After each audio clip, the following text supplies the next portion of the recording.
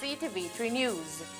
Belize remains under tropical storm watch as Beryl strikes Jamaica and then heads out to the Cayman Islands and the Yucatan Peninsula. Prime Minister John Briceño addresses the nation as we prepare for Beryl.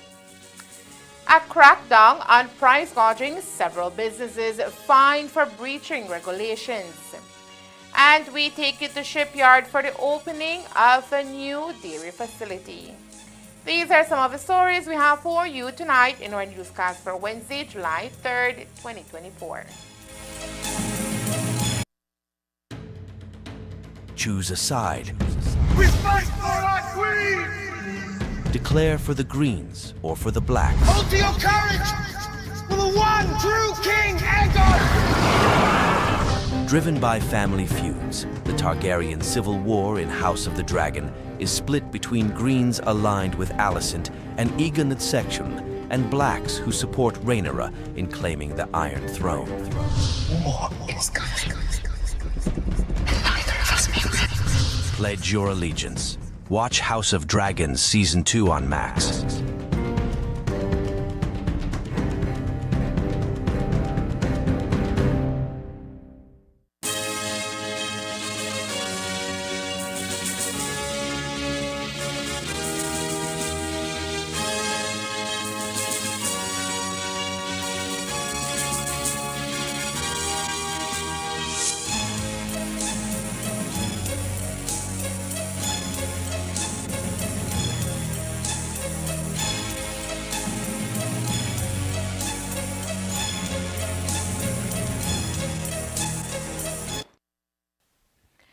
Good evening. With your news also simulcast on Fiesta FM 106.7, I am Joanna Rodriguez. Hurricane Beryl has begun a potentially devastating strike on Jamaica and will then hammer the Cayman Islands and the Yucatan Peninsula before its final chapter in the Gulf of Mexico that will likely include impacts in eastern Mexico and Texas. Beryl is lashing Jamaica as its eye wall containing its strongest winds scrapes the southern part of the island. Wind gusted as high as 81 miles per hour at Norman Manley International Airport on a peninsula south of the country's capital city, Kingston, Wednesday afternoon. On Beryl's eastern flank, bands of rain continue to wrap into parts of Haiti, which could result in flooding and mudslides. As of 3 p.m. today, Beryl remains as a powerful Category 4 hurricane with winds of 145 miles per hour, and it continues to move on a west-northwest track at 20 miles per hour. While some weakening is expected, Belize remains under a tropical storm watch from the old capital to the northern border. 3 local time this afternoon. Beryl was centered near latitude 17.5 degrees north, 77.6 degrees west. That puts the hurricane about just over 700 miles due east of Belize City. Beryl is moving to the west-northwest at 20 miles per hour and with maximum sustained winds of 140 miles per hour. So it's moving to the west-northwest still, and with forward speed relatively fast of 20 miles per hour. The track is for Beryl to continue on a west-northwesterly track for the remainder of today and take a turn more towards the west later tonight or tomorrow, Thursday. On that forecast track, Beryl is expected to move south of the Cayman Islands tomorrow, still as a major hurricane, and then weaken slightly as it moves more into the northwestern Caribbean Sea, and eventually making landfall on the Yucatan Peninsula of Mexico as either a strong Category 1 or weak Category 2 hurricane. Not much has changed since this morning in terms of the track forecast. It remains still relatively the same place as it was. We remain under a tropical storm watch from Belize City northward to the border with Mexico, including the islands of San Pedro and Kikaker. A radius of tropical storm force winds, since that is what we're looking at here, extend on the southern quadrant or the southern semicircle of the storm, extend out to about 80 miles. And if you look at the map between the projected location of landfall and the border with Mexico, that's a little bit over, I would say, 100 miles.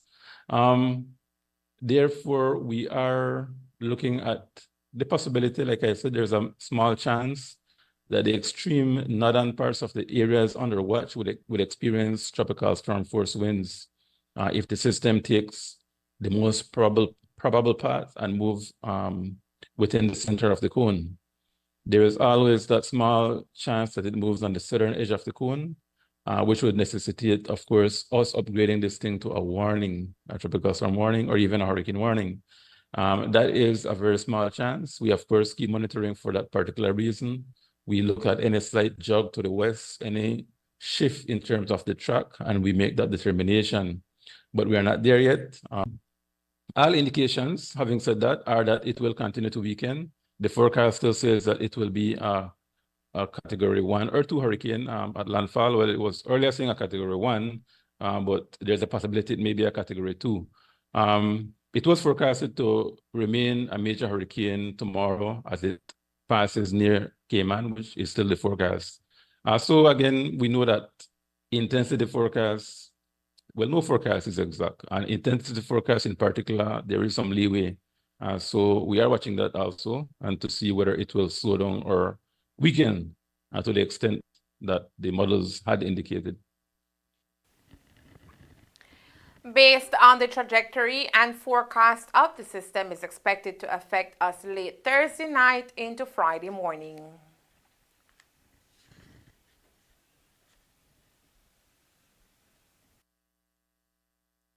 Into Friday morning, first with an increase in rainfall in bands, and eventually increasingly heavier showers, gusty winds, and squally conditions, with a focus again on the northern districts, Corozal, Orange Walk, and the islands.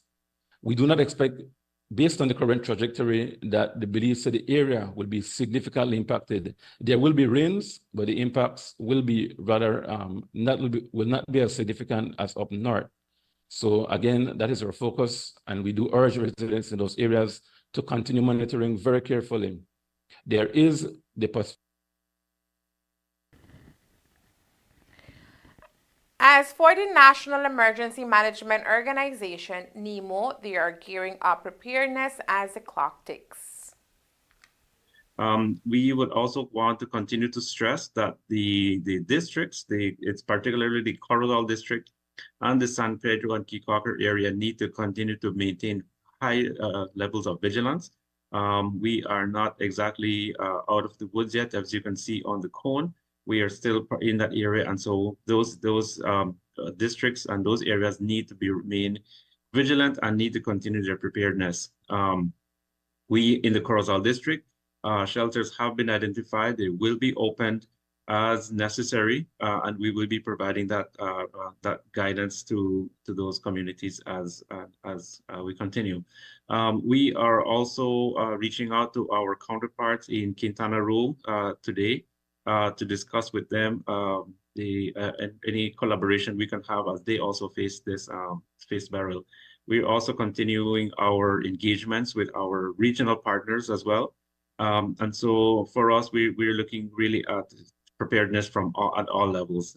Again, for those persons in Corozal, again, you know, we were experiencing flooding issues over the past weekend, and the ground is saturated, and it may be possible that we may see other issues of flooding. And so for those persons who had experienced that flooding or those communities, there's a possibility that we can see that again in the storm. So again, the importance of preparation cannot be understated.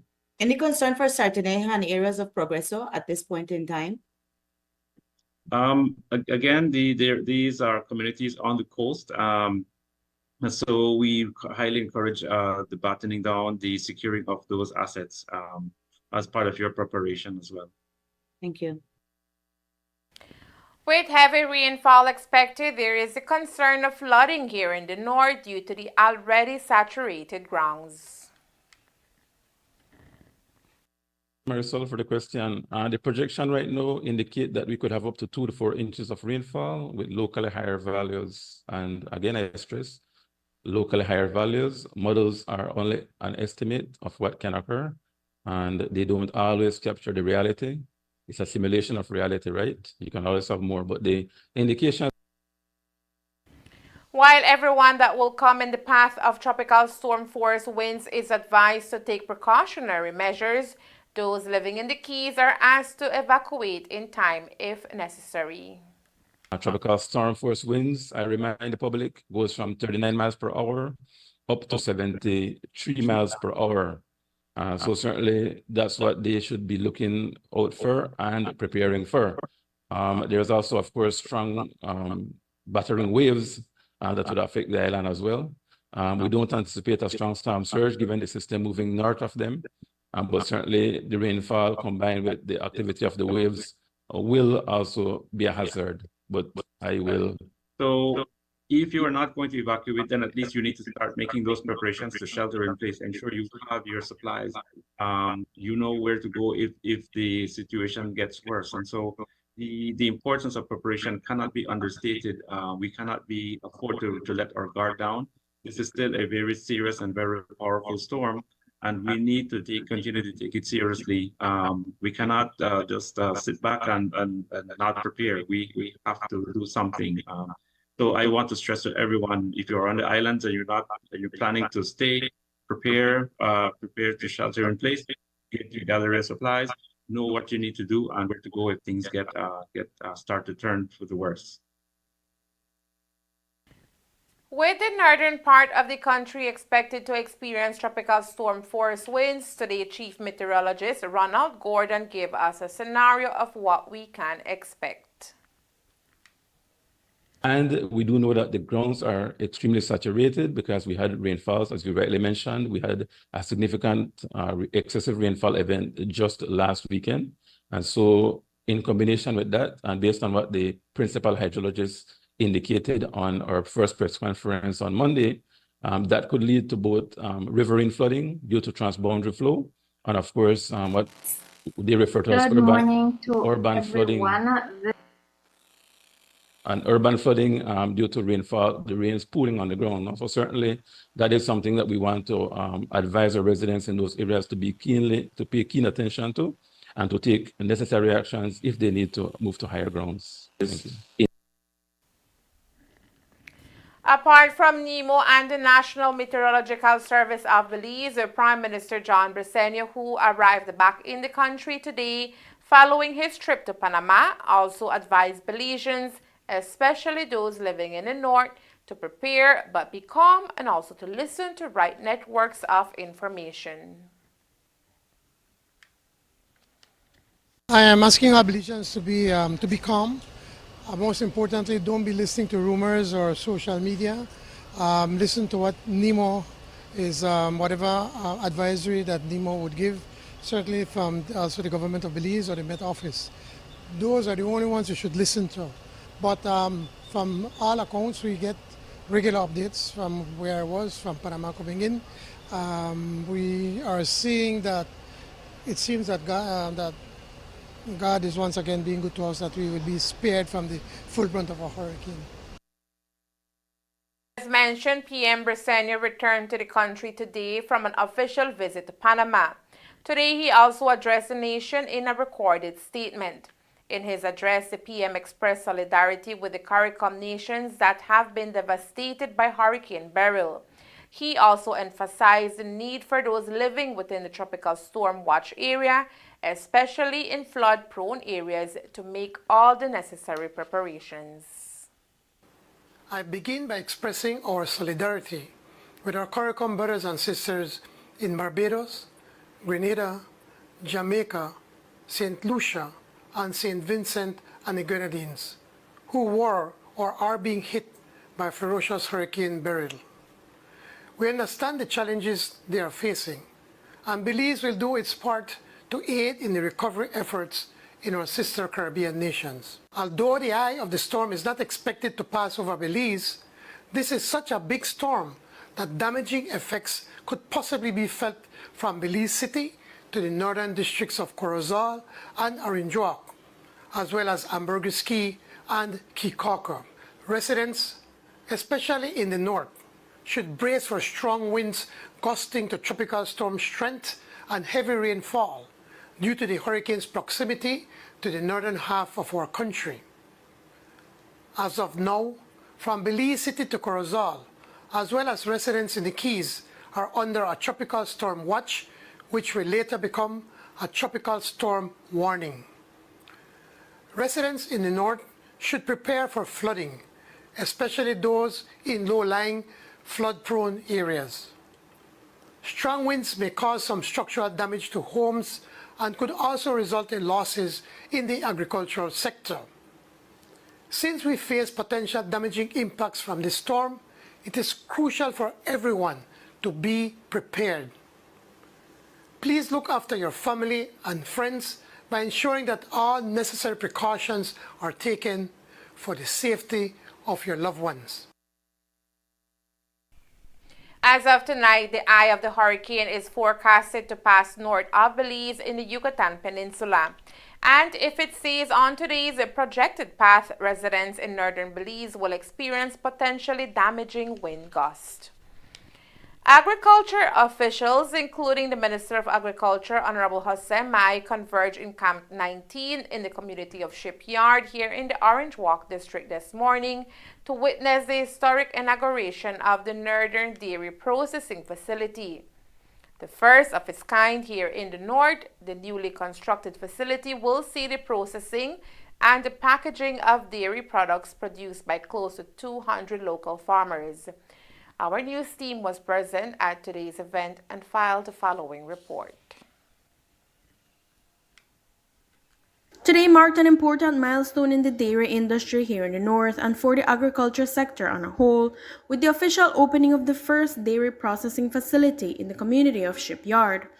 The Northern Dairy Processing Facility is the brainchild of over 200 dairy farmers in that community who came together to move their business to the next level with the production and packaging of different cheeses and eventually milk and yogurts. This morning's milestone event saw the participation of a host of personnel from the Ministry of Agriculture, BAHA, BMDC, and the Belize Livestock Association, as well as the Minister of Agriculture, Honorable Jose Mai, and his advisor, Hugh O'Brien. The realization of this facility here in the north, according to Minister Mai, marks a significant accomplishment for the dairy industry in our country, which has seen tremendous growth under Plan Belize. The milk industry is growing in Belize. As a matter of fact, right now, there's a shortage of milk. The consumption of milk, Belizean milk products has increased. And so the demand for local milk and cheese is increasing. Shipyard farmers have seen the need to improve and increase production of milk. And so the community and the farmers got together and invested in this plant, as dairy plant. This dairy plant will be pivotal to the milk industry in the north. They receive milk here, they process milk, and then they process cheese also, and then they distribute to the country.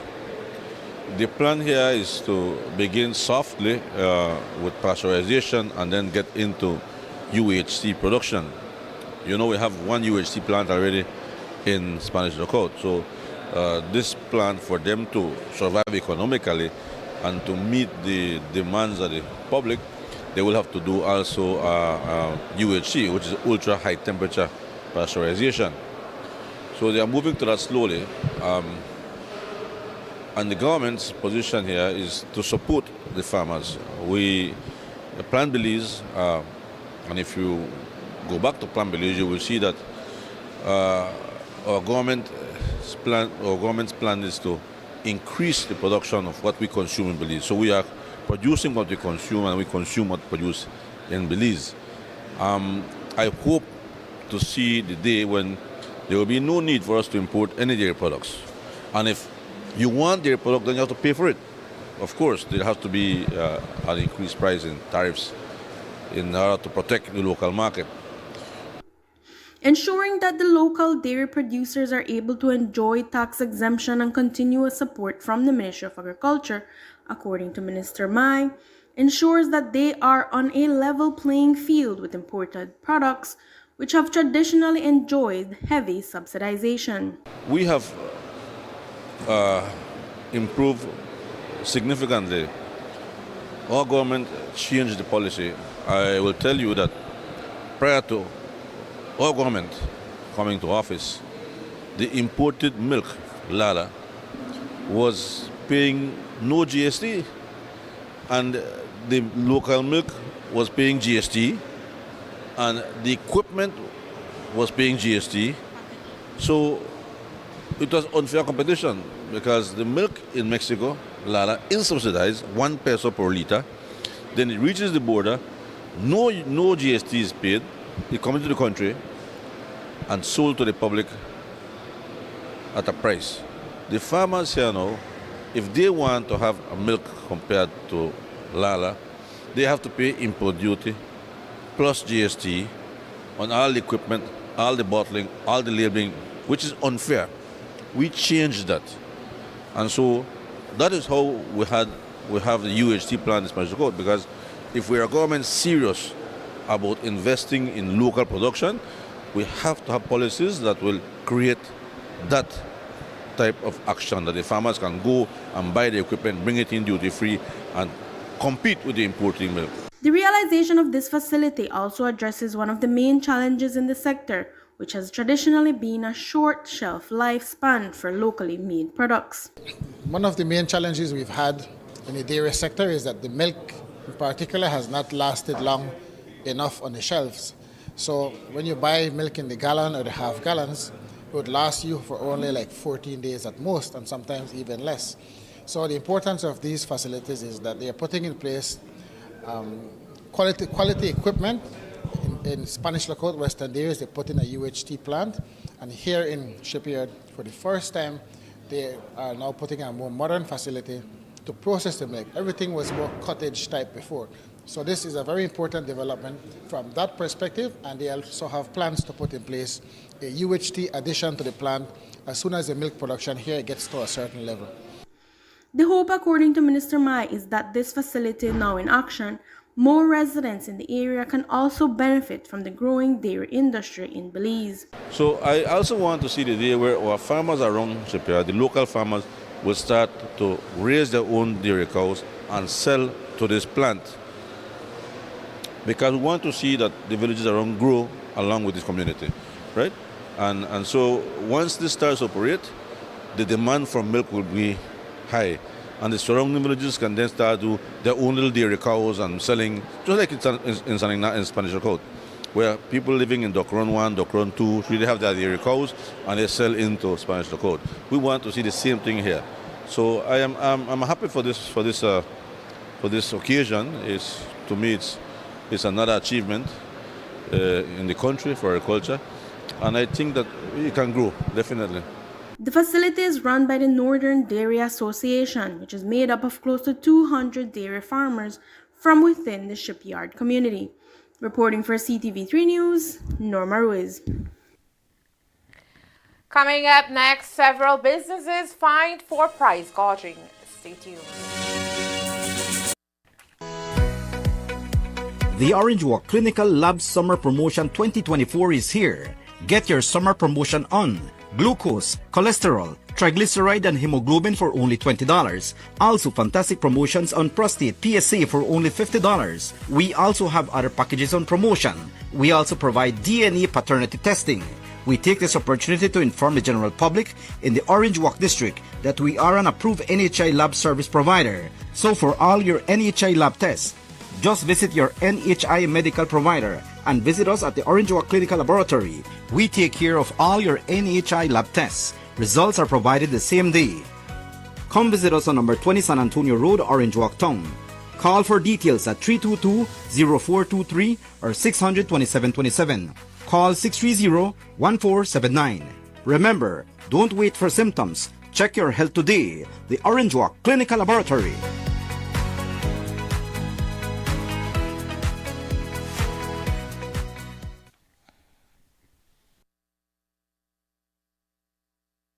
hosted its regular COMSAT meeting with region commanders and formations in Belmopan. At the meeting today with the boss of the police force, Minister Karim Musa, who told reporters that there has been a rise in murders when compared to the same period last year. The department, however, is prepared to apply pressure in order to turn the numbers around after the country has seen 2 states of emergencies. It is an increase over last year, which we have mentioned numerous occasions was a record year, not dating back to 2005 did we have such good numbers in terms of the homicide rate. And so it is comparable to the 2 previous years of 2022 and 2021, but we are by no means satisfied with that. We want to continue having homicides trending downwards, like the other major crimes, robbery, theft, burglaries, those are all trending down, and we want to get the homicide rate under control the same way we did last year. If you could recall, we had several months go by, I think, towards the end of the year, August, September, October, in which you had maybe 1 or 2 murders. Those were very impressive numbers, and we want to actually get those numbers back on stream. We anticipate over the next 2-3 months we should have a decrease in the number of murders, but at the same time we are not letting up whatsoever. We are applying the pressure at all the pressure points and making sure that we have the most efficient police strategies being employed, and that is essentially the reason and purpose for strategic sessions like this, the COMSTAT that meets every quarter, for us not only to review the data that we have gathered, but to translate that into making the necessary adjustments on the ground in terms of our operations and pressure points. And so that is the reason for having these sessions like this one today. While many clamor for measures to be set in place as those in El Salvador by President Nayib Bukele, Musa says we are not there just yet. As it relates to the current SOE, while numerous gang elements are tonight locked up, they will legally be released after the 90 days of SOE expires. It's not something that I would want to see in place. I don't think we have arrived there as a country as yet. We don't have the types of kidnapping, extortion of businesses, of individuals that took place in El Salvador. We do have a lot of gang violence where young men, unfortunately, are just killing one another senselessly. And so, yes, we can look at an extended period, but an indefinite lockdown of individuals, the way that Salvador has done it, I don't think that we are there yet. I think there is high time for us to have a discussion, a consultation period even, because I don't think necessarily the state of emergency was designed for this type of gang intervention, so to speak. And so we could start having the discussion of amending legislation, of even amending the Constitution for a gang detention period, as opposed to utilizing the state of emergency, because like you rightly said, there are just a very small few handful of young men that insist on carrying out this type of criminal activity. They do not want to change. I know that a majority of them do want to change, but there is that handful that will continue to wreak havoc. And so we will continue to apply pressure, but I think in terms of amending legislation, that is one aspect we can look at, a different mechanism to put in place, such as a gang detention period.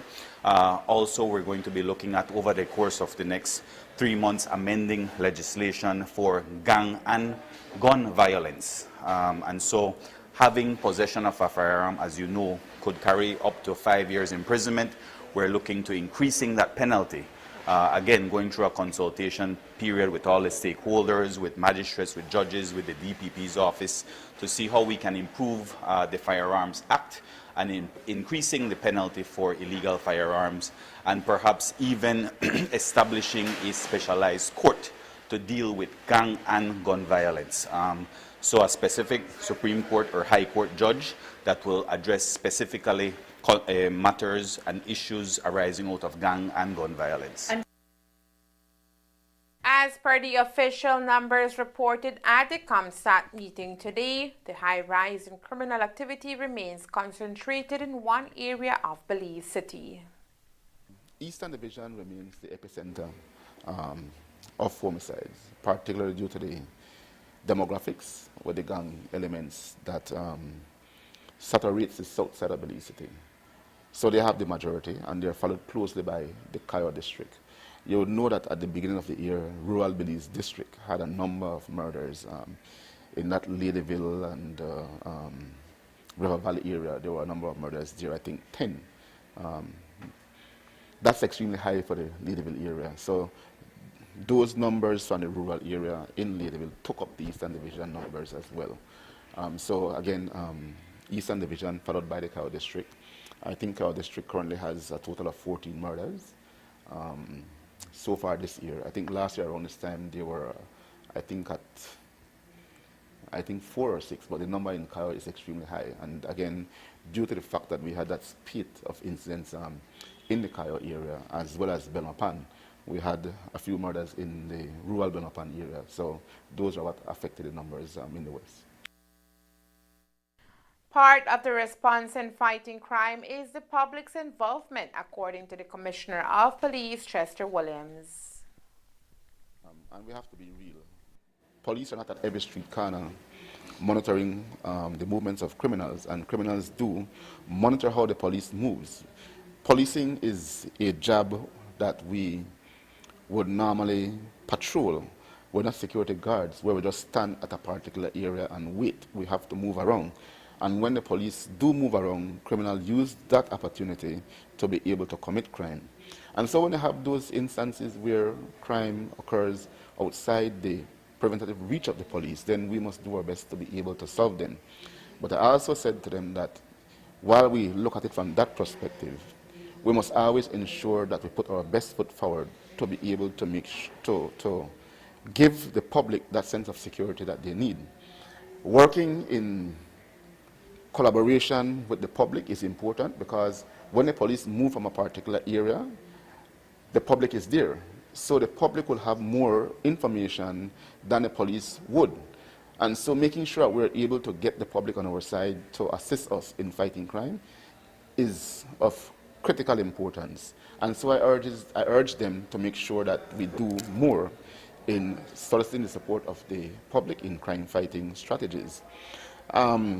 I also made sure that I said to them, as a team, when they do good, we all do good.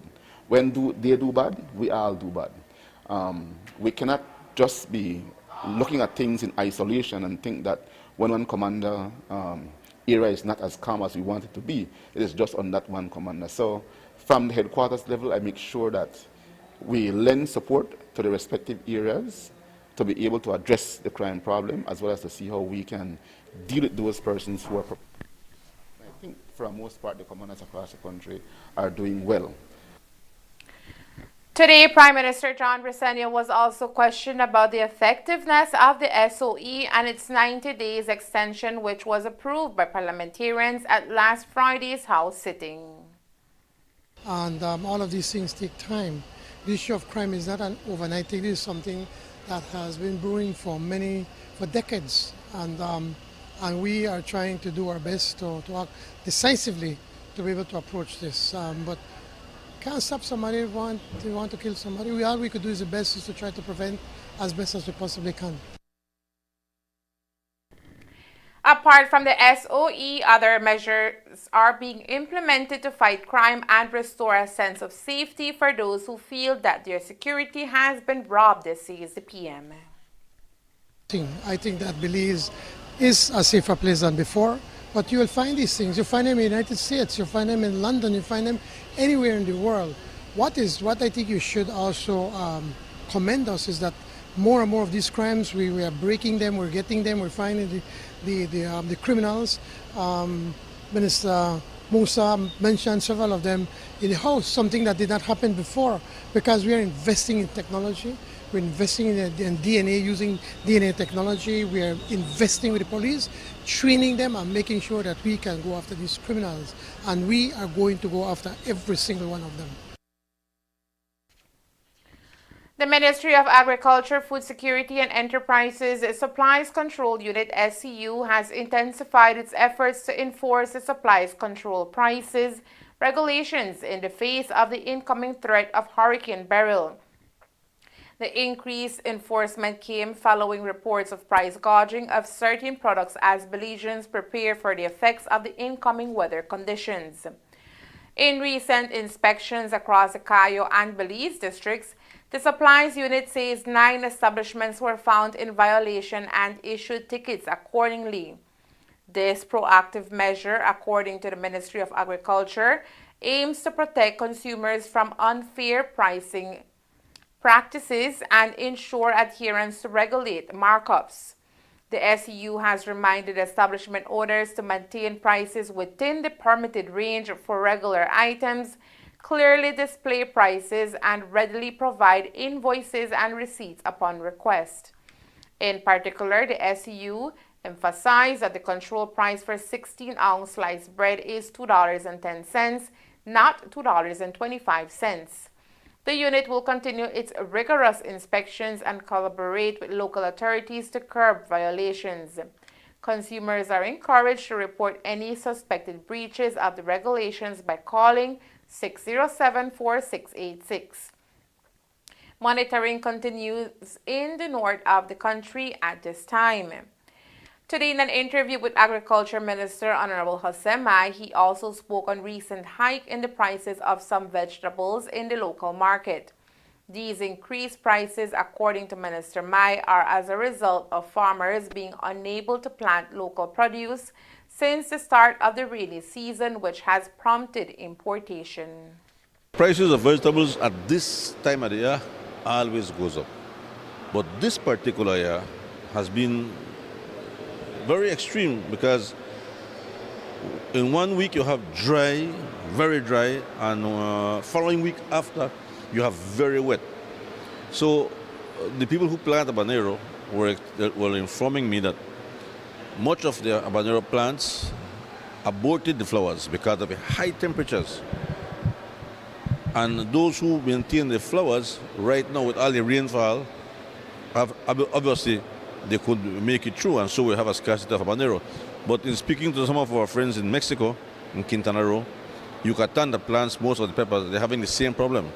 Now, at this time, you don't plant watermelon at this time of year. You don't plant carrots. You don't plant olives because it will die. The disease will get to it. Too much water, too much moisture, and so from vegetable standpoint, I don't think we'll have much problem. Sugarcane, like I said, yes. Cattle in low-lying areas, yes, we're having some problem. Corn, I don't see any major problem. But the high price of vegetables will exist. And right now the peso is very strong. So the stronger the peso, the higher the price in Mexico.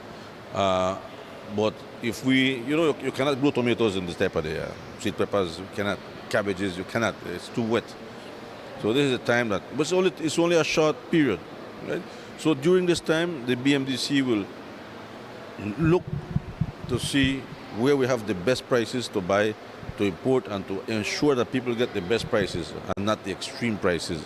And I've asked them to look at that carefully. And if we have any short, we have to be abundantly sure that no one out there has vegetables that they cannot sell if we import. So the extension officers have to do their due diligence to ensure that there's nobody out there that has tomatoes and that will compete, or that we will compete with that. That cannot be. The Commissioner of Police is back in Belize after attending a Chief of Police conference in New York hosted by the United Nations. While he was away, his house in Belmopan was shot at while his son was inside.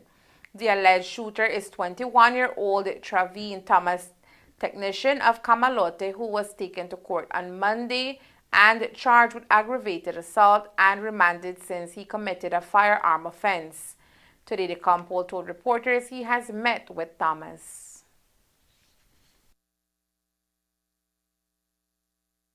I am not aware of that. I don't know if he was a sworn special constable or just worked with police. I know for a fact that when I became a commissioner, he came to me and was asking to be a special constable, I did not honor that request. So I don't know of that, no. Yeah, but so this individual, Brady Tillett, is wanted. Do you believe he supplied the weapon to the person who shot your house? That is what the evidence is pointing to. I did met and spoke with a young man, not for an hour. But you held him against a committal warrant for prison. He had a committal warrant, and he went to prison on Monday. The committal warrant was issued on on last week, Friday. Because of the time the warrant was obtained, he could not have gone to prison until Monday. So that is not unusual. That happens every day at police stations, where people with committal warrants remain at the police station until the next day to be taken to the central prison. The next day would have been a weekend. We don't take prisoners at prison on weekends. It is normally during the week. So it is not unusual. Again, you allow yourself to be, hold on, you allow yourself to be fed with a bunch of foolishness, and everything that is put at your throat, you swallow. You have to learn to tell people at times who feed you nonsense to stop. Because they'll put you in trouble, you know. They'll put you in trouble. That's why I'm here asking you. So, sir, but you spoke to him in your office? Yes, I did. And what did you learn? I'm not going to divulge that. And there is more news after the break. Stay tuned. Experience the iconic tournament of Copa America. Messi puts it in. Witness each goal of the Euro Cup.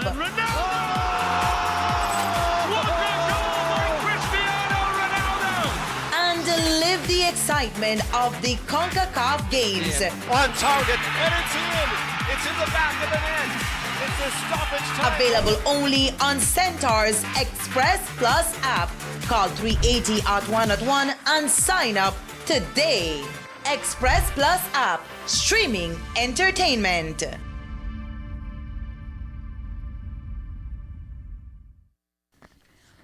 Police in Orange Walk today officially arrested and charged 23-year-old Jaheem Fuller with the murder of 60-year-old Norman Gillett.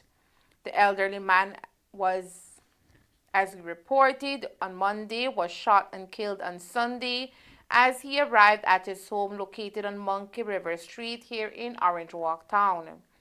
As we have reported, on the night of the shooting, there were several individuals socializing at Gillett's residence on Monkey River on Sunday night, including his son, Simone Gillett.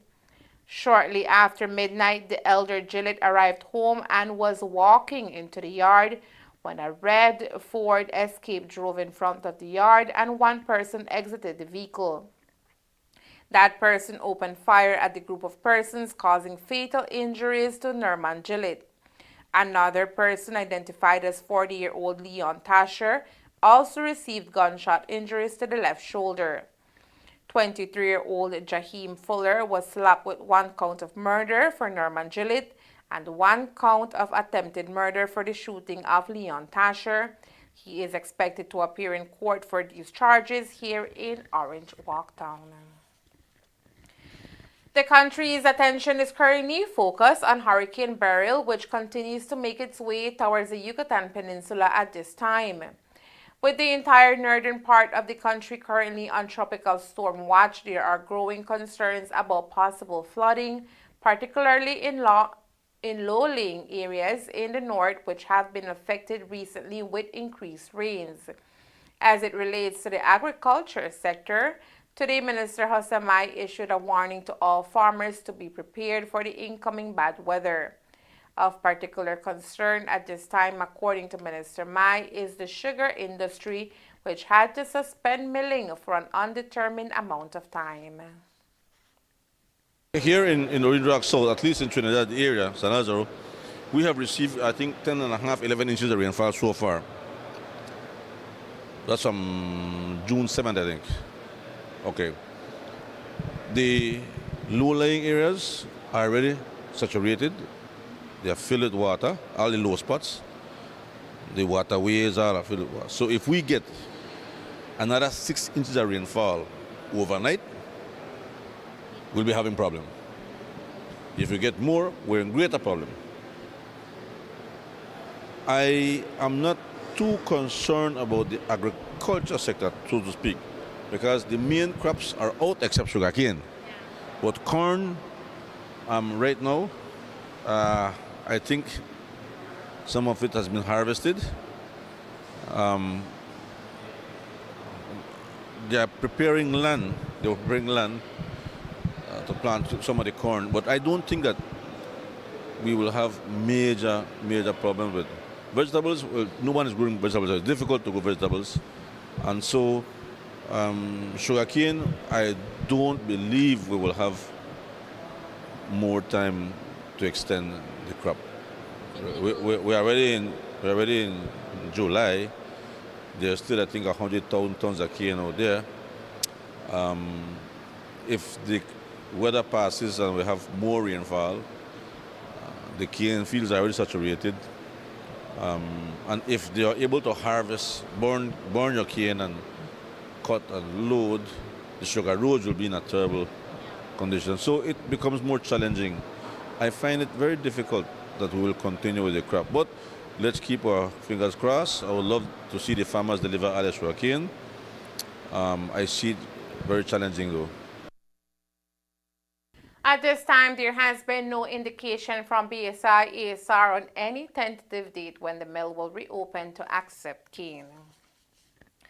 At this time, the Commission of Inquiry into the Sugar Industry, which began its work earlier in June, is in the process of collecting information from different sugar industry stakeholders from both the northern and western industries. After meeting with all stakeholders within the northern and western sugar industries and the government liaison Hugh O'Brien says the commissioners have returned to their home countries and will now be analyzing important data requested from each stakeholders, including the two mills as well as the cane farmer associations and even individual farmers. From there, the public aspect of the commission is expected to begin by late August. First mission to Belize was for them a more fact-finding mission to get a good orientation to how the sugar industry in the north as well as in the west with Santander, how it is structured. And then based on that, while they were meeting with the various stakeholders, the two companies, BSI, Santander, as well as the various cane farmers association and individual farmers as well, Sugar Industry Control Board and some of the government agencies, those company commissioners now have a very good understanding of how the industry in Belize is structured. And while they were meeting, they also started putting together a list of documents, information, factory information, cost of production at the farmers level, and so forth. And that they have a long list of information, and they've submitted that list to all the stakeholders and are expecting that that set of information requested will now be provided to them for them to review. Once they've reviewed that, they will come back to Belize towards the ending of August. They'll make a second mission to Belize, during which they will specifically be calling various stakeholders and individuals and companies to come to the table, and they will be asking questions, and there'll be a back and forth discussion about certain topics, and those will be publicly aired. So the presentations made by stakeholders and the questions asked by the commissioners will be subject to the public having the ability to see it on television or radio, whoever decides to attend those hearings. I don't want to call them hearings, those deliberations, okay? But we're not having a court case. It's not like investigating the wrongs. We're doing more trying to find out how best to structure industry across the country that is in the best interest of the farmers, the processors, and the country in general. Thank you. Thank you very much. And that's the news. We invite you to join us for another newscast on Thursday, July 4th here on Ctv3 and Fiesta FM 106.7. Remember that to read a text version of the news, you can visit our website at ctv3belizenews.com. You can also log on to our Facebook page for current stories at facebook.com/ctv3belizenews or our YouTube channel at Ctv3 News BZ. Remember to wash your hands and remain safe. From all of us here at Ctv3 News, thank you for watching and listening. Good night.